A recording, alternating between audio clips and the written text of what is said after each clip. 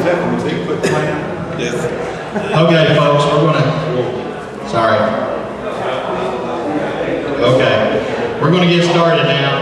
I want to welcome everybody to the 2009 Honobia Bigfoot Conference. I'm D.W. Lee. I'm the Global Director of the Honobia Bigfoot Research Center. I wasn't planning on doing any MC duties this year, but thanks to swine flu, our main MC is out today, so Mr. Harrington, this is Randy Harrington. He's a co-founder of the MABRC, Mid-American Research Center, and after he gets through chewing on whatever he's got, he's going to do a lot of the MC duties. This, like I said, this is the third annual Honobia Bigfoot Conference. It's held during the festival. Last year's audience, we had over 900 people in attendance. This year, we're hoping to hit at least 1,800. It's sponsored by the Tallahassee Chamber of Commerce, the Carolina Pad Paper Company, Bigfoot Lodge, Monster Energy Drinks, Bigfoot Times, which is put out by Daniel Perez, Scott Davis, who has done our posters for the conference this year, Night Callers Radio Show. They've done a lot of great effort putting our conference name out there on our radio show, and of course, the MABRC's own Bigfoot Field Guide radio show. These folks have donated items to either auction out here in the lobby area, or they've donated like the notepads that we're giving out to everybody. And a lot of great folks. And then of course, we also have individuals who donated money to actually put this conference on the map. Here's all the names. I'm not going to go through them all, but they're up here. This is our Wall of Honor. It's also hosted by Texas Research. They're a research group that does a lot of research in Texas and Louisiana. That's why they're called Texas.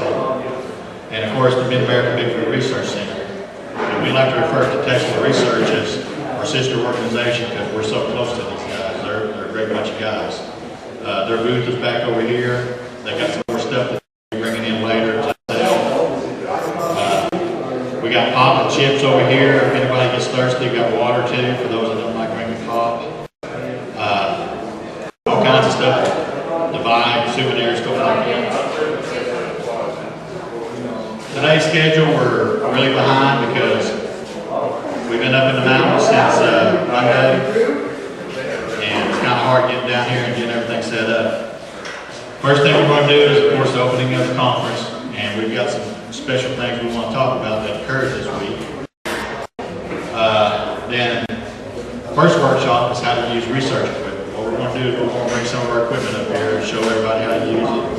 Take a couple volunteers, let people listen to them. And you can't really use night scopes in here, but we might turn off all the lights and see if we can use, a night scope in here just to let everybody see what it looks like. Then the next workshop is how to cast a track. We're actually going to talk about the do's and don'ts when you find a track, how to cast it, how to document it. And then we're actually going to bring in a tray, a couple of trays. We're actually going to forecast right here where everybody's watching. Then we're going to take an hour lunch break. We're going to come back and we're going to do a workshop on best research practices. Basically, we're going to tell you, don't do this, don't do that, this is the way you do it. A lot of good information there. Then we're going to talk about how to locate your own research area. A lot of people are like, well, how do I go out and find Bigfoot? We're going to show you some great ideas how to find your own little area to research. Of course, for those of you that live around here, pretty much step out the back door and you've got the research area. So, then we're going to see if we can probably get Dr. Melker or Tom Powell to come up and speak a little bit. And then we'll do a meet and greet with the researcher where we'll mingle with everybody. And then as soon as we shut the door down for the evening, all the MABRC folks are heading for the hills again. We're the type that any chance we get to research, you're going to find us up in the mountains. We've actually been up here since Monday on some of us. We've had boots on the ground that long. The researcher campfire, Of course, we're going to have a storytelling campfire down here on the campgrounds tonight. But we don't have any problem with anybody that wants to come up on the mountain with us and sit at the campfire and listen to us, maybe go for a night. Only thing we ask is that you go and sign one of our waivers, so if Bigfoot grabs you, take off with you, we don't get sick.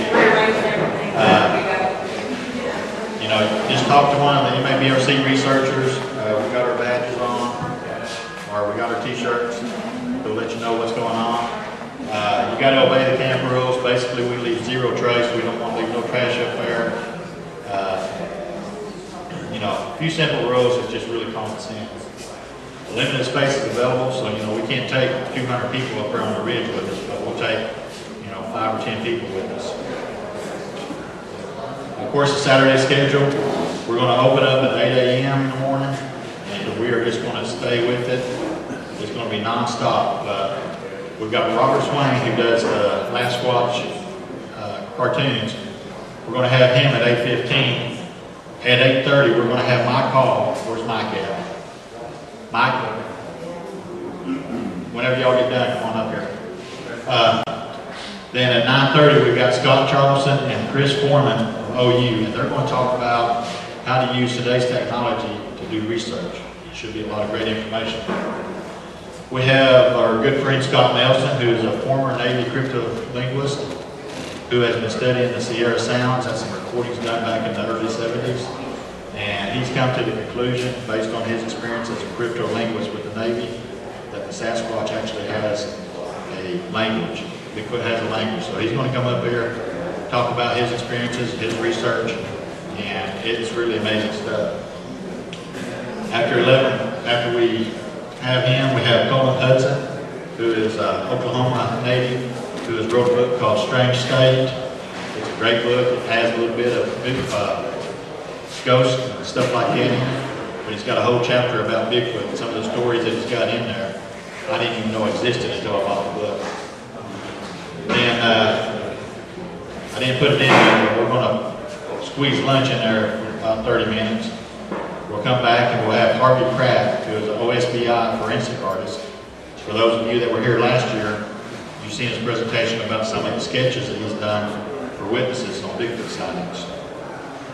After him, we'll have David Paulides, or Paulides. I got to ask the man how to actually say that. I think Doc told me. Paulides.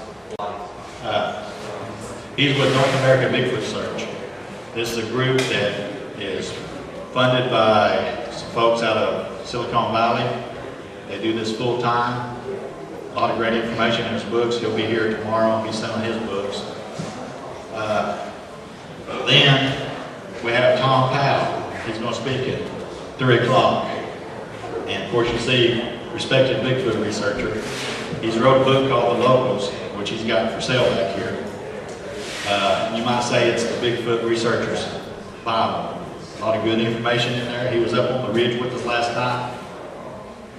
I hope he had a blast because he come all the way in from work. Then of course at 4 p.m. we got Dr. Jeff Meldrum. He's going to give another great presentation like he did last year. And then we're going to have a closing ceremony at the conference. And of course, speakers and schedule subject to change. We all experienced that this morning. We're getting off to a late start. Vendors, speakers in the host groups have items for sale. This helps us defray expenses for putting on the conference. What we're working on now is all the pop and chip sales and DVD sales back here. We're going in on a thermal imager for the MABRC and technical research to use in research. A lot of the researchers are here at their own expense. Get a chance, shake their hand. They've been doing a lot of hard work this week. Of course, here we are talking about the thermal imager. And if you got $2 or $3 that you'd like to donate just to help out by the thermal imager, we're not begging everybody. We're just saying if you got a couple extra dollars you want to donate, just give it back here to one of the girls and tell us to help with the thermal imager. Conference rules. We've got them posted at the door. We just need to go over them real quick. Individuals who are disruptive will be asked to leave, and they won't be getting a refund back. And when we say disruptive, you know, we all know people come in and just cause trouble to cause trouble. So I don't think we have anything to worry about. Small children, you know, we encourage bringing small children in. Last year we had a baby crying that kind of made a lot of folks mad. So we're not going to ask you to completely leave for the day. We'll just say, can you take your baby or your child outside, get them calmed down, and come back in. We also reserve the right to refuse entry to anyone deemed necessary. Just a little legal disclaimer there. And please be respectful of the speakers and the staff. They are donating their time to be here. If you belong to a Bigfoot research group, a Bigfoot message board, a Bigfoot radio show, or an independent Bigfoot researcher, we'd like for you to go up here to the front and get one of these little tags. Of course, ours don't look exactly like these, but and just put your name, and if you got a nickname that you use on the internet, and then the group that you're with. This way, you know, all the MABRC members that takes a little research, we're wearing our badges. But it'd be nice to say, well, hey, we know this guy from the internet, or you know, this person we know from a radio show. So, and of course, we've got a questionnaire. We've got some back here, I think. Do we got some of those questionnaires back here? Yes. Okay. See this gentleman waving his hand back here? He's got some questionnaires that we'd like for people to fill out, telling us what you like about the conference, what you like about the festival, what you don't like, what you'd like to see next year. This really helps us to make a better conference next year for everybody. We've only got a limited supply, but if you fill out one of these questionnaires and turn it back in, we've got some water bottles that were donated by the Census Bureau that we'd like to give you in exchange for filling one of those out. And of course, that's it. Now what I like to do is I like to bring these two gentlemen up. These are key guys in what all has been going on this week. Of course, y'all, I've already introduced Randy here. He's going to be our co-MC.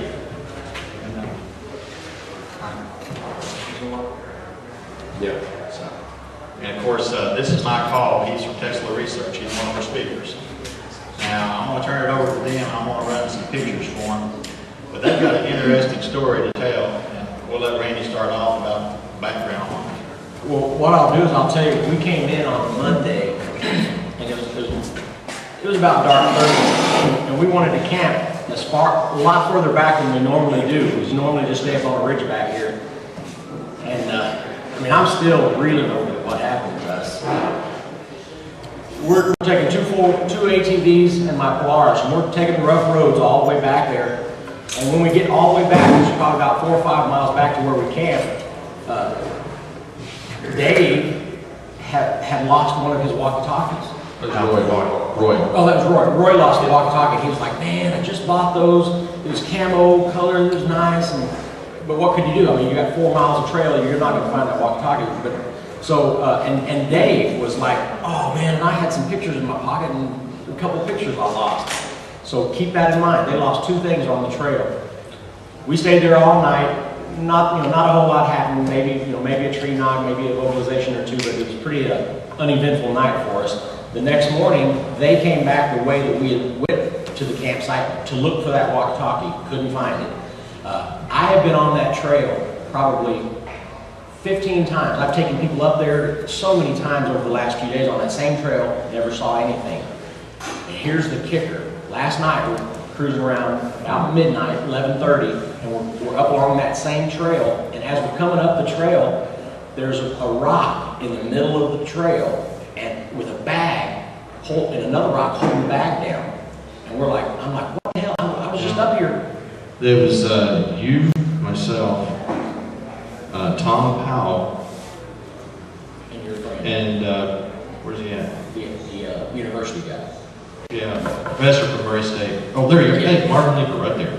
I was with that. We were the ones that were in your Polaris. Right. And we meet the first thing as I'm coming down the trail, since I was just on that trail at 5 o'clock. And believe me, when you're working the ruts in these trails, you know your line that you're going to take. So all of a sudden, I recognize there's something out of place here. Here's a couple of stones stacked up right in the middle, and I was like, and I immediately told those guys that was not there earlier and there's a plastic bag being held down by the rock. Now, what we did was, we didn't even take a picture of this because it was just so odd. It had to have been a person that did this, is what we thought. So we got out, looked, saw that it was a bag, and just tossed it in the back of my Polaris. Kick the rocks over to the We side. just kicked the rocks over to the Jump side. back in. So then we go on down and check. I had a baiting station I was showing you guys, so we checked it out. And I'm not going to say too much about the baiting station or its location, but we eventually went on down the mountain about a quarter mile away from the first structure. Right in the middle of the trail was a huge rock structure. Now, what you see, this is it. There's a grouping of rocks here. This dark thing here is a flat piece of wood. Another round, flat rock here. Two rocks on either side and an empty water bottle. I mean, it stood about this tall on the trail.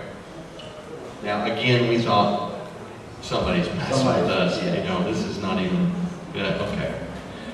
So we get out and we're looking at it and we're like, yeah, okay. We thought, and Tom actually said, he said, well, maybe somebody's out here researching and they think that this would be a great, you know, offering to a Sasquatch or something. He said, if that's the case, they're, you know, it's kind of a lame thing to leave a Bigfoot as an empty water bottle. You know, at least you want to leave it a full one or something, you know. And we were kind of joking about it, so he said, just throw it over to the side and let's go. So we start. I'm the one, everybody gets back in the Polaris, I'm standing out there going, I'm throwing rocks and over to the side. And I get all the way down to the base. Now this is Randy. When I get to the base, go ahead. Boom.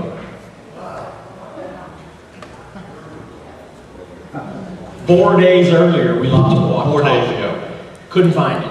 This was inside the structure. And I'm standing out there in front of his Polaris with the lights on, and I'm standing there, I pick it up just like that with my fingers, and I didn't say anything. And I can't repeat what he said out loud in mixed company, but the gist of it was, you've got to be kidding me. And I was like, what? Because I knew nothing about what had happened. And I'm like, what? And he goes, you're kidding. This is you can't be serious. He said, Roy lost that radio 4 days ago. We have looked everywhere for that radio. So go ahead, because I'm still kind of going. I'm shocked. I'm shocked. We scoured that trail looking for that radio, never saw it. What's amazing is the first bag from the structure before that. We just found this out this morning. We had tossed in my Polaris, and I was thinking, well, I'm just going to look in that bag. And I looked in that bag, and there looked to be like a receipt in the bottom of the bag, and I pulled it off, Here. and it was a picture.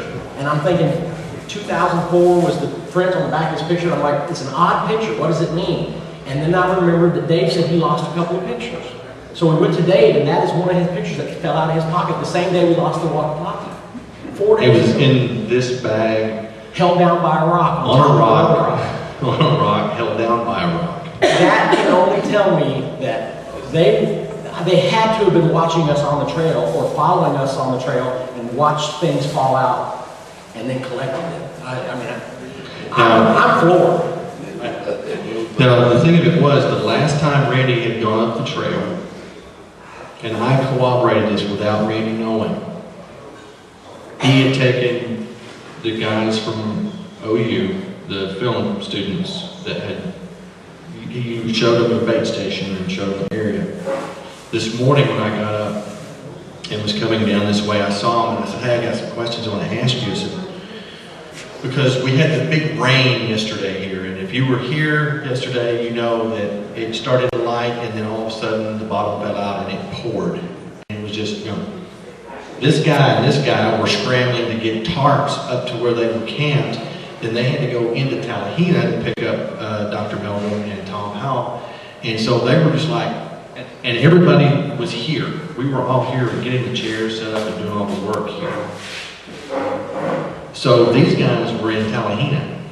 The rain was coming down. We had burgers out here. They didn't get back till late.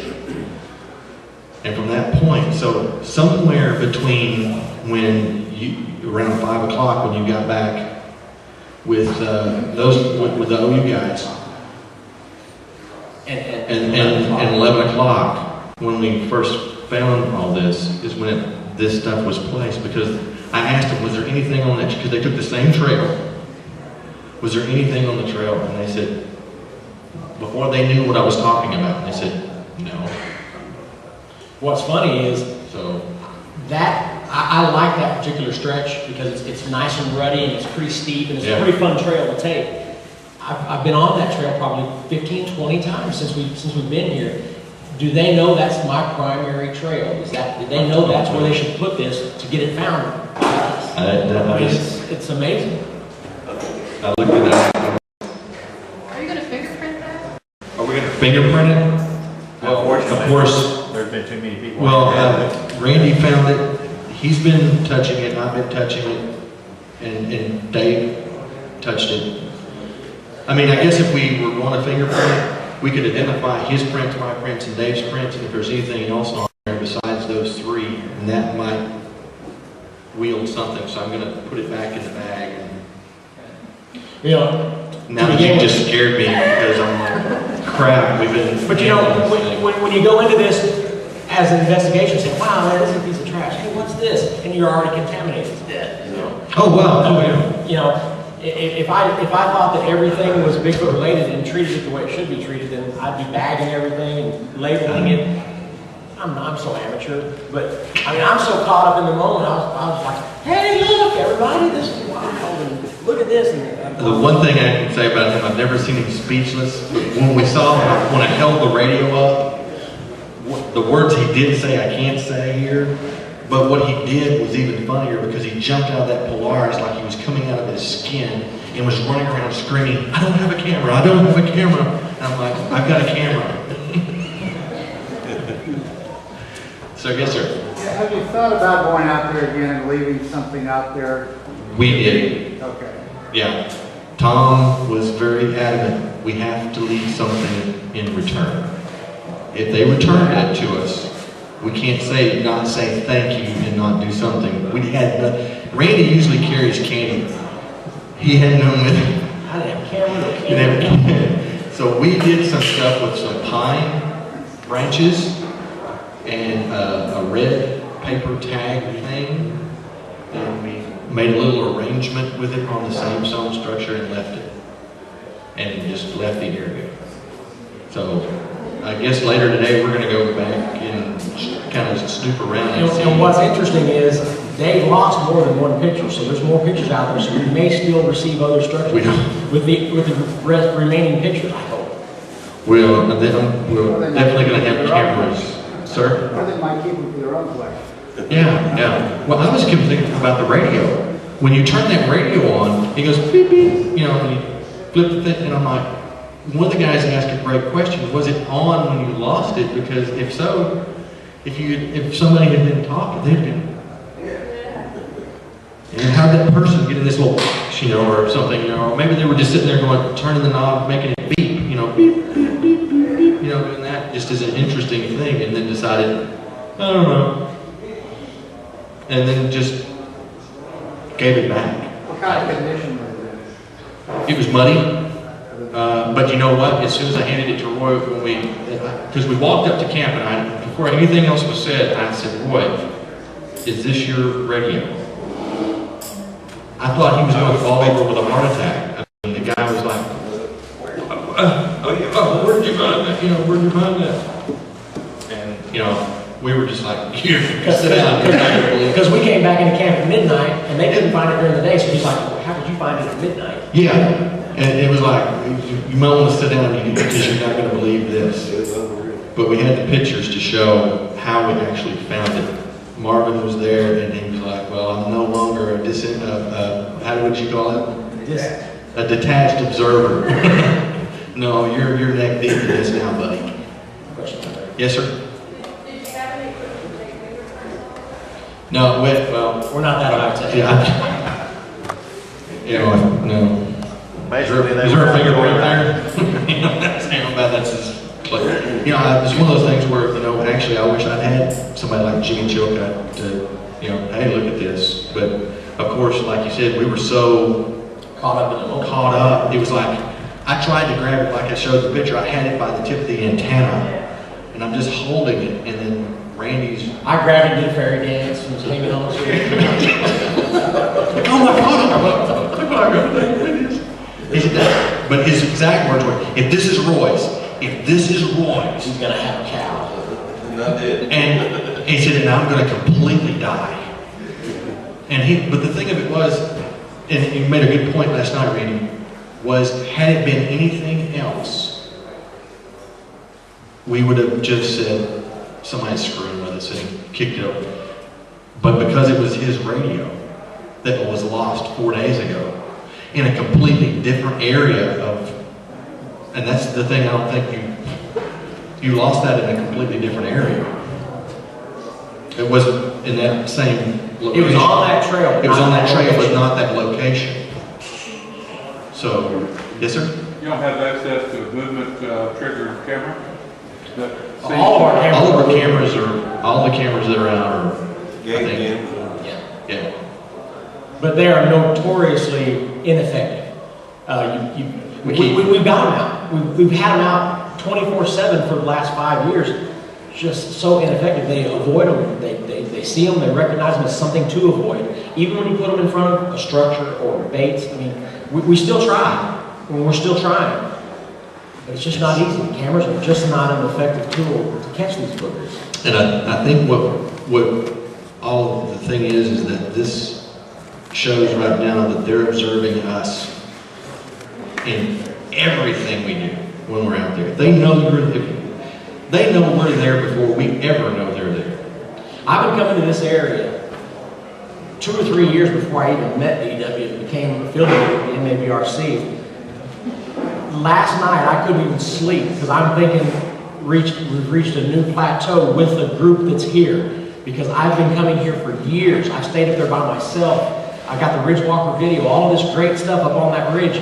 But last night I feel like there was a certain kind of contact made with this gift that hadn't been reached before. You know, they've thrown rocks at us. We've caught glimpses, things like that have happened.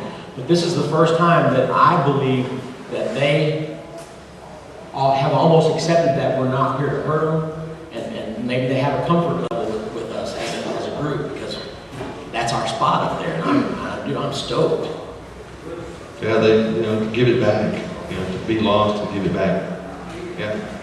The question, you made a comment a second ago. You said that that tends to be one of your favorite parts of the trail that you enjoy. You've been up it 15, 20 times, and the fact that it was left there in that trail, the fact that you've been up there for years now, back and forth, even camped out alone, do you think they targeted you for that gift? Well, I'm the only one in that vehicle that would have recognized this as being what it was. Yeah. The other guy wouldn't have known it at all. And we discussed that. Yeah. I don't know. Do you think that, I guess the question roundabout ways, do you think they recognize you? Me as a person? Yes. Well, I'm praying. I am. You have no idea. In the beginnings of my research here, I used to put out baits and put pictures of me wearing a fire department sweatshirt, because I wanted them to correlate the food is coming from this guy wearing a blue shirt that says fire on the back. And whenever I do my research, I always wear that fire department shirt, so they could draw a connection with me specifically, as somebody here not trying to hurt them or anything like that. And you hear people say all the time, especially in these habituation situations where it takes years to gain their trust. And here we are at year 6, 7, and 8 for me, and I feel like possibly maybe we've just crested that part of the research that involves them trusting. I'm just shocked. And just so everybody knows, Randy still hasn't washed that shirt. Is there a stain on it or something? Yeah. It's getting a little pressy, that blue fire department shirt. Oh yeah, that one. Yeah, it's all red. Yeah. And I get the sewing kit and the tie up. But no, we just wanted to share that. Because I came back to camp. I'm staying here at the camp, and I came back, and I know I didn't go to sleep until 4 this morning, just laying there thinking, What could it mean? What could it mean? Wow. We got a question over here. Yes, sir. You almost gotta wonder, it took them 3 days to deliberate amongst themselves to get back to the trail. Do they have to talk amongst themselves, like, should we get it back, or should we fly? Yeah. Well, the thing is, somebody else said, well, if somebody is messing with us, a human messing with us, somebody, if a person had found it, that's a working brand new, is it Motorola? Brand new Motorola 25-mile rated thing, 36 mile, really nice radio. If it would have been a person, they would have kept it. And it would have to be totally random. I mean, because you can walk along those trails and see where hunters have thrown cans of beers. You can occasionally find bits of trash and stuff. To find the two things along a 5 or 6 mile stretch of trail that meant something to us, and those are the only two things set out. Yeah. The odds are pretty phenomenal. But they would have had it on you to play a joke on. Yeah, I mean, the odds for any of that coming together at the same moment in time is just pretty astronomical. Yeah, I'd like to sit down with a mathematician and figure the actual data, the numbers, what mathematical equation would this match up to. What's the probability? When we were taking our first trip, we had the Polaris and 2 ATVs. We're not going very fast. I mean, the trails are rough. These animals can easily pace us. And people talk about it all the time. I'm being paced. I'm being paced in my car. These things can move at a pretty good pace. I think they just followed us to our campsite, and I think they saw it fall from the, and they may have collected it on as they went and decided later, how are we going to get this back to them, or how are we going to toy with them, or whatever. But I think there's another picture or two out there. I can't wait to go back up there and try to find what, maybe they'll lay it out for us. I tend to think it's more of an excuse expression, nanny, nanny, boo, boo, look at what we had for 4 days. Now you can have it back. Well, but if you, what I like to do is I like to take other sighting reports and find common denominators.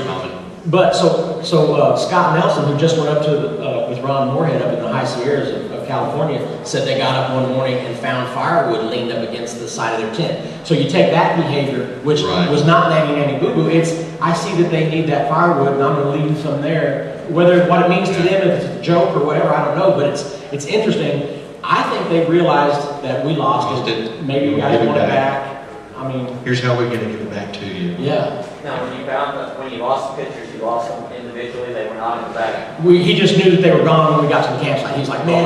What I'm asking is, so did they provide the bag, or was the bag lost? No, they just fell out of the pocket. This bag was just fresh. We don't know where the bag came from. But it was in the bag. Pictures. There's an occasional litter. I was thinking at first that maybe they were just going to clean up our porch. Well, That's what we thought. We thought about a second. We saw the bag. That's why we took it through the back of the car. Says, okay, well, we'll clean it up. But only this morning I thought this was a receipt. Only this morning did I see that it was a picture. So they returned what they knew. Needed to be protected from the Wasn't something that. it wasn't random. Yes. They knew it was lost when the. Right. That's the thing that I thought about last night, and just hit me when you told me the first thing was both items were protected from the weather. This was in a plastic bag.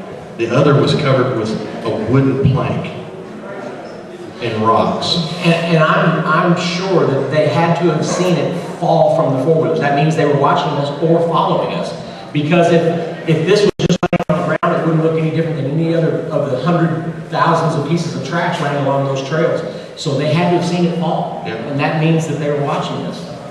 So, anything? That's pretty much the story, folks. That's within the last less than 24 hours. So, and of course, I think everybody should know that Tom Powell was with them.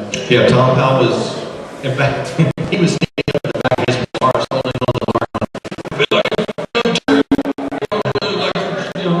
He was having fun. We were just, so we were goofing when we saw this.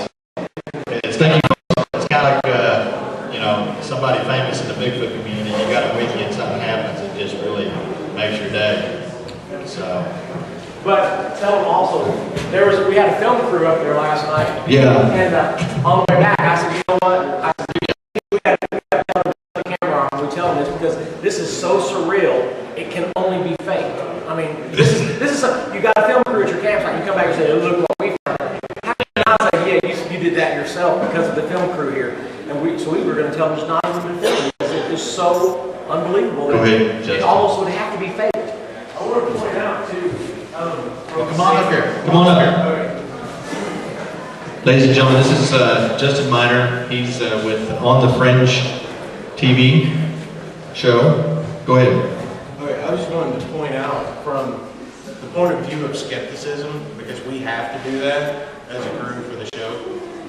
If they had been setting this up to try to mess with us because the film crew was here, they would have made sure we were on that mule to be with them. We were going to go to the baiting station with them. And when they started loading up, I ran over there with the camera. I was like, well, you want us to go with you this time? And they're like, we don't have to this time. We're going to come back and get you, and we'll take the three of you up all together. So they actually told us to stay and went up there and found that. The other thing was that Tom, before we ever got back to camp, he said, look, just tell them to turn their cameras on. Don't say what's happening. Just say, turn your cameras on. Then have Roy on camera confirm that that's his radio before you say anything about how it was found or the situation. Confirm that's your radio. I walked up and said, Roy, is this your radio? He confirmed it, and then we told everybody, okay, sit down. Because you're not going to believe this. But I had my camera, my digital camera with me, and was lucky I got those pictures. I took those pictures to show what we drove up on. And that's how this whole thing, you guys. And these guys are actually kicking themselves in the butt because they didn't go on that. Because we actually told you if you wanted to jump in the back with Tom and just ride back there with him with your camera, your high eight, and film, you couldn't win. We said, yeah, you want to go ahead. And you were like, no, we'll just go back the second trip. Yeah, absolutely. So that's how that went. Thank you for listening, guys, and we're going to continue on now with the regular scheduled programming.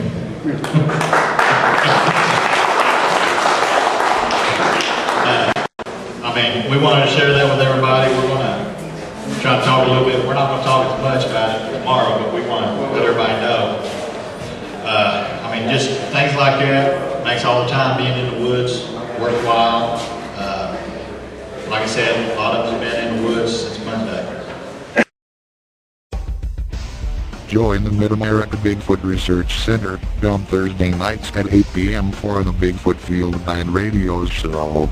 For more information, go to the Mid-America Bigfoot Research Center's website at www.mid-americabigfoot.com. Listen to the hosts talk about everything Bigfoot, from behaviors to current research being conducted in the field. It's all there, and also check out the archives at www.talkshoe.com/tc/10072 and tell them that Bigfoot sent you. See ya there.